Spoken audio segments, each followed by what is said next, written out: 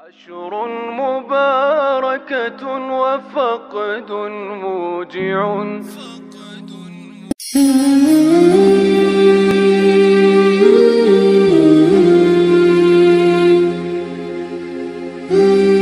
Abu Hurairah radhiyallahu anhu berkata, aku mendengar Rasulullah sallallahu alaihi wasallam bersabda, sesungguhnya manusia pertama yang akan diadili pada hari kiamat ialah seorang lelaki yang mati syahid.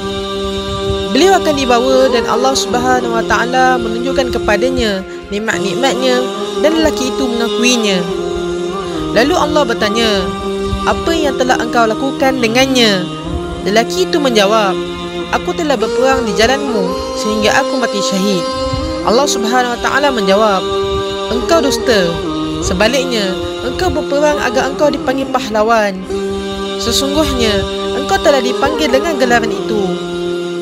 Kemudian lelaki itu diarahkan untuk diseret dengan wajahnya di atas muka bumi, kemudian dilempar ke dalam neraka Allah. Kemudian giliran seorang lelaki yang mempelajari ilmu, mengajarkan ia dan membaca Al-Quran. Dia dibawa dan Allah Subhanahu wa taala menunjukkan nikmatnya kepada lelaki itu dan dia pun mengakuinya. Allah Subhanahu wa taala bertanya, apa yang telah engkau lakukan dengannya? Lelaki itu menjawab, aku telah mempelajari ilmu, mengajarkan ilmu dan membaca Al-Quran kepadamu. Allah Subhanahu wa taala menjawab, engkau dusta. Sebaliknya, engkau menuntut ilmu untuk dipanggil orang alim dan engkau membaca Al-Quran untuk dipanggil qari. Sesungguhnya engkau telah dipanggil dengan gelaran itu. Kemudian lelaki itu diarahkan untuk diseret dengan wajahnya di atas muka bumi, kemudian dilempar ke dalam neraka. Kemudian giliran seorang lelaki yang Allah Subhanahu wa taala telah meluaskan kepadanya harta dan dia memberikan hartanya kesemuanya kepada orang yang berhak.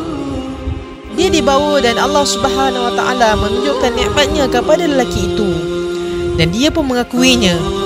Allah Subhanahu wa taala bertanya, apa yang telah engkau lakukan dengannya? Lelaki itu menjawab, tidak aku tinggalkan sedikit pun jalan yang mana engkau suka untuk harta dibelanjakan padanya, melainkan aku membelanjakannya harta aku pada jalan itu untukmu. Allah Subhanahu wa taala menjawab, engkau dusta. Sebaliknya, engkau melakukan hal itu untuk dipanggil dermawan.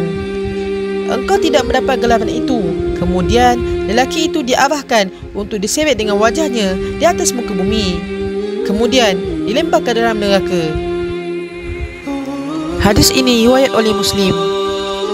Ibrah daripada hadis ini adalah, hendaklah kita melakukan suatu perkara itu ikhlas semata-mata untuk mencari keredaannya dan bukan untuk mendapat sanjungan makhluk.